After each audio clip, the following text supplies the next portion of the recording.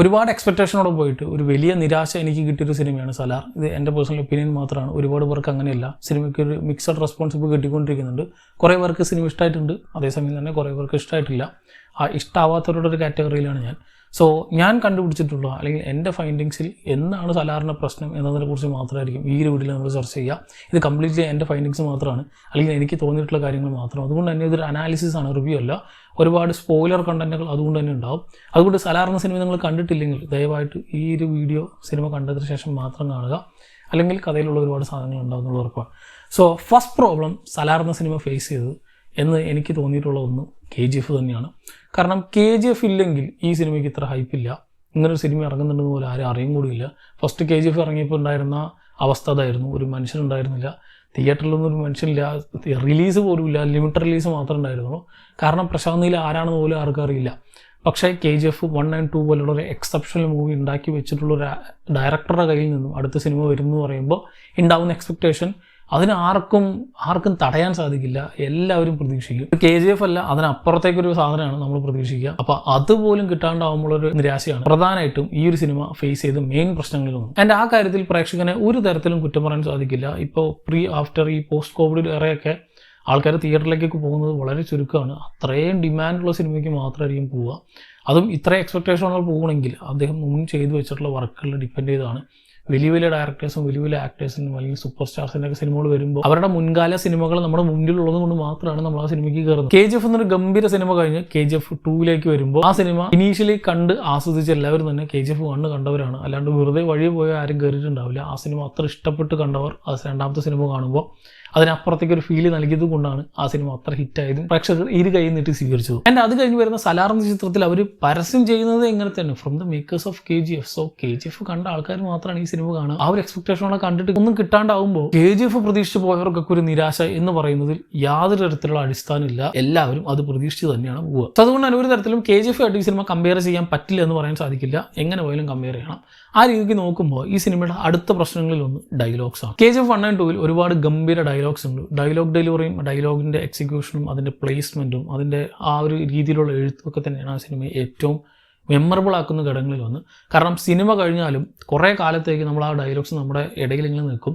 ഇപ്പോൾ സിനിമ പ്രേമികളുടെ ഇടയിൽ KGF അല്ലെങ്കിൽ KGF എന്ന 2 പാർട്ട് സിനിമയിൽ ഒരുപാട് ഗംഭീര ഡയലോഗ്സ് അതിപ്പോൾ ഒരു ടെംപ്ലേറ്റ് തന്നെയായി മാറി, അല്ലെങ്കിൽ നമ്മൾ പല സമയത്തും യൂസ് ചെയ്യുന്ന ഒരു സ്ഥിരം കൾട്ടായിട്ട് മാറിയിട്ടുണ്ടായിരുന്നു. അതിൽ ഒരുപാട് ഡയലോഗ്സ് ഇപ്പോൾ പെട്ടെന്ന് ഓർമ്മയിൽ വരുന്ന എത്ര ഡയലോഗ്സ് നമുക്ക് KGF എന്നൊരു സിനിമ പറയുമ്പോൾ തന്നെ മുറിവേറ്റ സിംഹത്തിൻ്റെ ശ്വാസം, അല്ലെങ്കിൽ മോൺസ്റ്റർ, അല്ലെങ്കിൽ മറ്റേ പെരിയമ്മ, അങ്ങനത്തെ ആ സിനിമയും അതിലെ ക്യാരക്ടേഴ്സിനെയും ആ സീക്വൻസുകളൊക്കെ തന്നെ ഓർമ്മിപ്പിക്കുന്ന ഘടകങ്ങളിൽ ഒന്നായി മാറിയിരുന്നു അതിലെ പ്രധാനപ്പെട്ട ഇത്തരത്തിലുള്ള ഒരുപാട് ഡയലോഗ്സ്. ആ ഡയലോഗ്സിൻ്റെ ഒക്കെ തന്നെ മറ്റൊരു പ്രത്യേകത അത് കടുകട്ടി വാക്കുകളൊന്നുമല്ല, സിമ്പിളായിട്ട് ഒരു സാധാരണക്കാരന് ഉച്ചരിക്കാൻ പറ്റുന്ന, പ്രൊനൗൺസ് ചെയ്യാൻ പറ്റുന്ന, നമ്മൾ സ്ഥിരം ഡെയിലി ലൈഫിൽ യൂസ് ചെയ്യാൻ പറ്റുന്ന രീതിയിലുള്ള വയലൻസ് എന്ന് പറയുന്നതൊക്കെ സിമ്പിൾ ഡയലോഗ്സ്. പക്ഷെ അതിന്റെ പ്ലേസ്മെന്റ് അതായിരുന്നു ആ സിനിമയിലെ ഏറ്റവും വലിയ ഹൈലൈറ്റ്. ഇത്തരത്തിൽ KGF സിനിമകളുടെ ഒരു ഹൈലൈറ്റ് ആയിട്ട് തന്നെ മാറിയിരുന്നു അതിലെ ഡയലോഗ്സ്. അതുപോലെ ഒരു ഡയലോഗ് ഓർമ്മ വയ്ക്കാൻ പറ്റുന്ന രീതിയിലുള്ള സാധനം സലാറിലില്ല.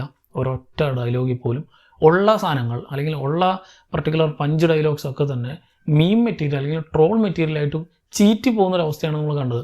ഇപ്പോൾ 6 മണി കഴിഞ്ഞിട്ട് വീട്ടിലേക്ക് വരുമെന്ന് പറയുന്നത് വലിയ മാസ് സാധനമായിട്ടാണ് ഇവർ കാണിക്കുന്നത്.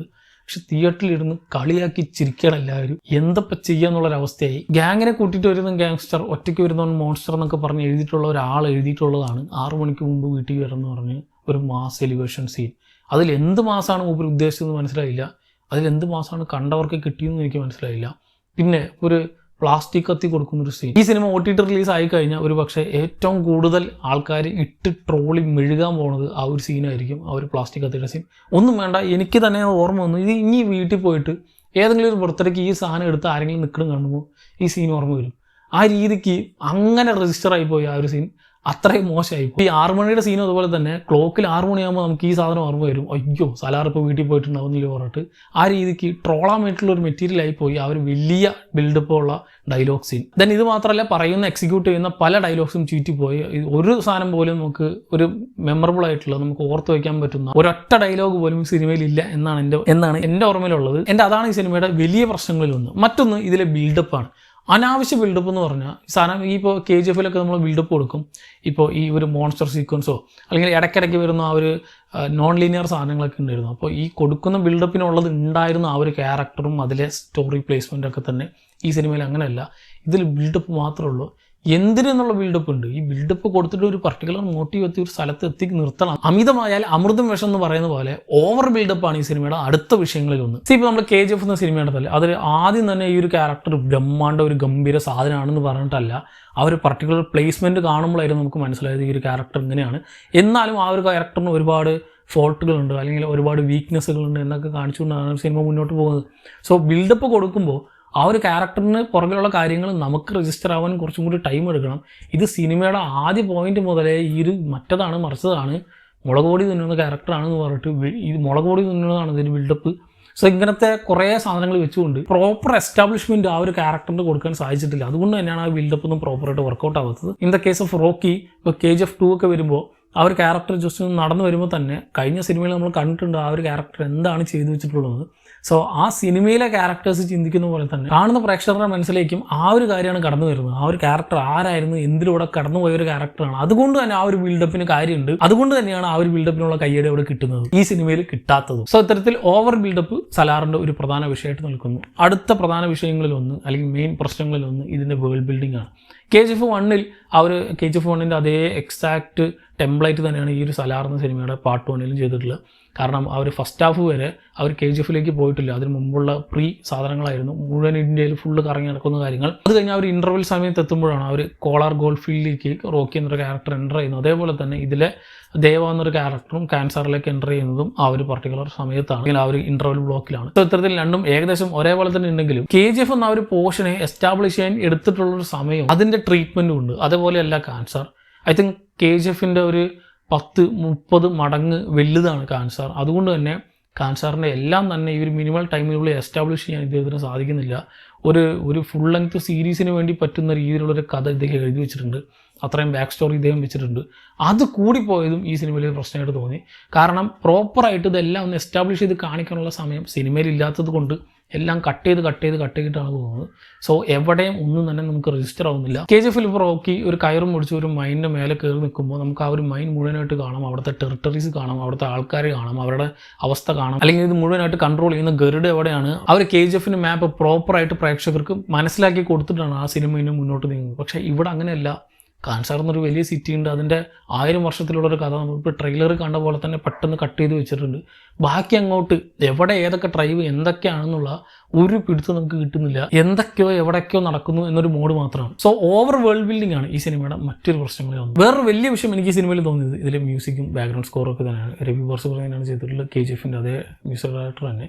പക്ഷേ ഈ സിനിമയിലെ എലിവേഷൻ പോയിൻറ്റ്സും ഹൈ സീക്വൻസുകളും അങ്ങനെ സെറ്റ് പീസസ് ആയിട്ട് കാണിക്കുന്ന സ്ഥലത്തൊന്നും ഇത്തരത്തിലുള്ള KGF കിട്ടിയ പോലത്തെ ഉള്ളൊരു ഹൈ മൊമെൻറ്റ് നമുക്ക് BGM കിട്ടുന്നില്ല. അറ്റ്ലീസ്റ്റ് അതെങ്കിലും ഉണ്ടായിരുന്നില്ല ഒരു പക്ഷേ ഇതിൻ്റെ മുഴുവൻ മോഡ് തന്നെ മാറിയിട്ടുണ്ടാവും.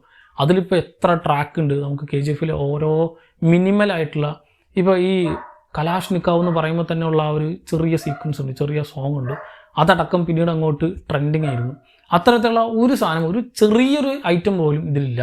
ഈ പറഞ്ഞ ഡയലോഗ് ഡെലിവറിയിലുള്ള സമയത്തോ അല്ലെങ്കിൽ ആക്ഷൻ സീക്വൻസുള്ള സമയത്തോ അല്ലെങ്കിൽ ആ ഒരു ബിൽഡപ്പിൻ്റെ സമയത്തൊക്കെ വരുന്ന മ്യൂസിക്കിന് വലിയ പ്രാധാന്യമുണ്ട് സിനിമയിൽ. അങ്ങനത്തെ ഒരു സാധനം പോലും നമുക്കില്ലാത്തത് കൊണ്ട് ഓഡിബിളിയും നമുക്കത് രജിസ്റ്റർ ആവുന്നില്ല ഒരു സീനും. സോ ഓർത്ത് വയ്ക്കാൻ പറ്റുന്ന ഒരു ട്രാക്കോ ഒരു സ്കോർ പോലും ഇല്ലാത്തതും സലാറിൻ്റെ മറ്റൊരു വിഷയങ്ങളിൽ ഒന്നാണ്. ആൻഡ് ഇതിനെല്ലാത്തിലും ഉപരി വലിയതായിട്ട് ഇതിൻ്റെ മെയിൻ മുഴച്ചു നിൽക്കുന്ന പ്രശ്നങ്ങളിലൊന്ന് ഇതിലെ ലാക്ക് ഓഫ് ഡ്രാമയാണ്. ഇമോഷൻസ് ഒന്നും പ്രോപ്പറായിട്ട് കണക്റ്റ് ആവുന്നില്ല. ഈ സിനിമ തന്നെ ഒരു പ്രോപ്പർ ഡ്രാമയാണ് എന്ന് പറഞ്ഞാണ് ഇതിന് മേക്കേഴ്സ് പുറത്തിറക്കിയിട്ടുള്ളത്, ഒരു ഇൻ്റർവ്യൂസിലൊക്കെ പറഞ്ഞിട്ടുള്ളത് എല്ലാം തന്നെയാണ്. പക്ഷേ എവിടെ ഡ്രാമ? ഈ ഒരു 2 ക്യാരക്ടേഴ്സ് തമ്മിലുള്ള ഫ്രണ്ട്ഷിപ്പും അവർ തമ്മിലുള്ള ഇൻട്രാക്ഷൻസ് ഒക്കെ കാണിക്കാനാണ് സിനിമ ഉദ്ദേശിച്ചതെങ്കിലും ആ ഒരു വൈഡർ സ്കെയിലിൽ അല്ലെങ്കിൽ അതിൻ്റെ വേൾഡ് ബിൽഡിങ്ങിൽ ഇതൊക്കെ തന്നെ സിങ്ക് ആയിപ്പോയി. ഈ കാര്യങ്ങളൊന്നും എസ്റ്റാബ്ലിഷ് ചെയ്യാനുള്ള സമയം അവർക്ക് കിട്ടുന്നില്ല. ഒരു പക്ഷേ ഈ സിനിമയിൽ കാണിച്ചിട്ടുള്ള അത്രയും കാര്യങ്ങളല്ലാതെ കുറച്ചും കൂടി ചുരുക്കിയിട്ട് ഈ ഒരു ക്യാരക്ടേഴ്സിലേക്ക് ഡെപ്ത് ആയിട്ട് ഇറങ്ങിപ്പോയി ഒരു ക്യാരക്ടർ സ്റ്റഡി ഒക്കെ നടത്തിയിരുന്നെങ്കിൽ ഈ ഒരു ഡ്രാമ ഒക്കെ വർക്കൗട്ട് ആയേനെ. അതൊന്നും ഇവിടെ നടക്കുന്നില്ല. അതിനുള്ള സ്പേസ് ഇല്ല, ടൈം ഇല്ല. ഈ 3 മണിക്കൂർ സിനിമ ഉണ്ടെങ്കിലും അതിൽ 5 മണിക്കൂർ 6 മണിക്കൂറുള്ള സാധനങ്ങൾ കാണിക്കാനുള്ളത് കൊണ്ട് ഇതൊക്കെ തന്നെ അതിനടുത്ത് അണ്ടർ ഡെവലപ്ഡ് ആയിട്ട് പോയ ഒരു സിറ്റുവേഷൻ ആണ് സലാർ എന്ന സിനിമയിൽ ഞാൻ കണ്ടത്. സോ പെട്ടെന്ന് ഒരാൾ എന്താണ് സലാറിന്റെ പ്രശ്നം എന്ന് എന്നോട് ചോദിച്ചാൽ ഞാൻ പറയുന്നത് ഈ കാര്യങ്ങളൊക്കെ ആയിരിക്കും, അല്ലെങ്കിൽ ഈ പോയിന്റ്സ് ഒക്കെ തന്നെ ആയിരിക്കും. ഇതല്ലാതെ ഒരുപാട് വിഷയങ്ങളുണ്ട്. സോ മോശം മാത്രമുള്ള സിനിമയിൽ ഒരു പോസിറ്റീവ് പോലും ഇല്ല, എന്താണ് ഒരു പോസിറ്റീവും പറയാത്തതെന്നൊക്കെ ചോദിക്കുന്നവരോട് എനിക്ക് പറയാനുള്ളത്, ഇതൊരു പുതുമുഖ ഡയറക്ടറുടെ സിനിമയല്ല. അദ്ദേഹം ഇതിനോടകം തന്നെ 3 സിനിമകൾ ചെയ്തിട്ടുണ്ട്. അദ്ദേഹം ചെയ്തിട്ടുള്ള ആ ഒരു 2 സിനിമകൾ ഇന്ത്യൻ സിനിമാ ചരിത്രത്തിൽ തന്നെ, അല്ലെങ്കിൽ ഇന്ത്യൻ ഫിലിം മേക്കേഴ്സൊക്കെ തന്നെ ഞെട്ടിത്തെറിച്ചിരുന്ന ഒരു സിനിമയാണ്. ഫിലിം മേക്കേഴ്സ് മാത്രമല്ല, ഓഡിയൻസ് മുഴുവൻ. കാരണം എങ്ങനെ ഈ ഒരു ബഡ്ജറ്റ് വെച്ച്, ഈ ഒരു മിനിമൽ ടൈം വെച്ച് ഇങ്ങനൊരു ഇൻഡസ്ട്രിയിൽ നിന്ന് ഇങ്ങനൊരു സിനിമ എടുക്കാൻ സാധിക്കും എന്ന് ലോകത്തിന് മുഴുവൻ കാണിച്ചു തന്നൊരു ഡയറക്ടറുടെ കയ്യിൽ നിന്ന് പുറത്തിറങ്ങുന്ന ഒരു സിനിമയാണ്. അങ്ങനെ ഒരു ഡയറക്ടറുടെ കയ്യിൽ നിന്ന് വന്ന സിനിമ ആയതുകൊണ്ട് തന്നെ അതിൽ ഒരു മോശവും ആരും പ്രതീക്ഷിക്കില്ല. അപ്പോൾ നേരെ ഉൾട്ടായിട്ട് വന്നുകൊണ്ട് എല്ലാം തകിടം പറഞ്ഞു. അതുകൊണ്ട് തന്നെ അതിൽ എന്ത് നല്ലതുണ്ടെങ്കിലും അതൊന്നും തന്നെ കണ്ണിപ്പെടുന്നില്ല എന്നതാണ് സത്യം. സോ സലാർ എന്ന സിനിമ ഒരു വട്ടം കണ്ടപ്പോൾ തന്നെ എനിക്ക് വലിയ പ്രശ്നങ്ങളായിട്ട് തോന്നിയ കാര്യങ്ങളാണ് ഞാനിവിടെ ചർച്ച ചെയ്തത്. സോ ഇതിനെപ്പറ്റിയുള്ള നിങ്ങളുടെ അഭിപ്രായം എന്താണെന്നുള്ളത് താഴെ കമന്റ് ബോക്സിൽ കമന്റ് ചെയ്യുക. മറ്റൊരു വീഡിയോയിലൂടെ വീണ്ടും കാണാം. നന്ദി.